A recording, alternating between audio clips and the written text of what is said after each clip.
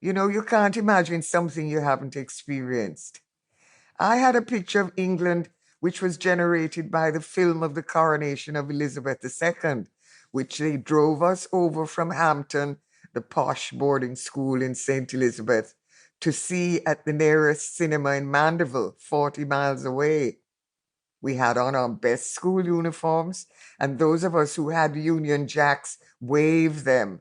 And the English girls attending our school, whose parents lived and worked in Mandeville's bauxite industry, just sat and looked smug. Another powerful image of England came from Enid Blyton's Nature Lovers book, which I had read in detail, all about beech trees and lichen and sea anemones. I knew all about the trooping the color and tea. I saw England as a magic land into which I would just arrive and suddenly no longer be the awkward, unattractive beanpole I was, but a svelte, vivacious, beautiful, much wanted woman, hugging my knees a la Audrey Hepburn in Breakfast at Tiffany's, living life to a background music of a lone trumpet playing in the summer evening twilight.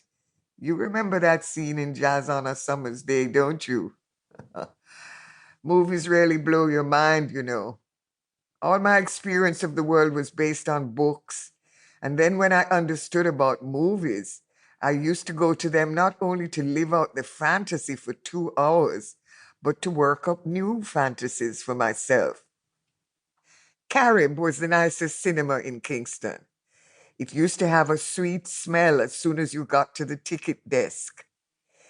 Usually I would go on Saturday afternoons, which was when all of us teenagers dressed up in our best clothes and hoped that the boy we were currently in love with would come and sit beside us after the lights went out and put their arms around us. That was a big demonstration of commitment, and kissing was as far as we girls let the boys go. It was called necking, and you couldn't neck unless you were sitting in the back row. Only the very brazen girls sat alone in the back row, waiting for their boyfriends and kissing. We good girls sat in the middle rows. Smoking cigarettes was the big bad thing to do. Sometimes you would beg a cigarette from the boy and try not to cough too loudly on the first puff. But although I wanted to be normal and have a boy come and sit beside me, I was really more interested in the movie. Once the picture started, I would watch and listen to everything. I didn't like westerns unless the hero was good looking, like Cab Hunter or Richard Egan or Fernando Lamas. He was married to Esther Williams, the swimming star, who was my heroine. Once I wrote to Fernando Lamas for a photo, and he sent me an autographed one. It took me a long time to realize that the signature was printed, not written by hand.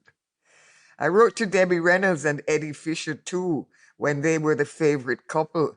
They each sent me a picture. One of the movies I loved in my teenage years was Carousel. My sister and I went to see it one night at the Tropical, an open-air theater, and we had to walk back home because we stayed to see the beginning again and all the buses had stopped running. But we walked home singing the songs. My sister sang really well. She could harmonize, but I always learned the words quickest. We were always singing together. I would think of myself as a sexy Eartha Kitt type, but my sister would laugh at me. She used to swap me her supper for pictures of Grace Kelly, and she cried the night we saw High Society because Grace had married her prince and that was her last movie. I liked Imitation of Life, the Lana Turner movie about the white black girl whose mother was Lana Turner's black maid and she didn't want to acknowledge her. And I cried when Mahalia Jackson sang at the maid's funeral at the end because I was glad that the poor black woman got such a nice funeral. Remember that stupid movie? I love Pat Boone. I went to see Friendly Persuasion because he sang the theme song, which I liked, but didn't understand what the words meant. which meant that it must have been about love and how you felt when you were in love.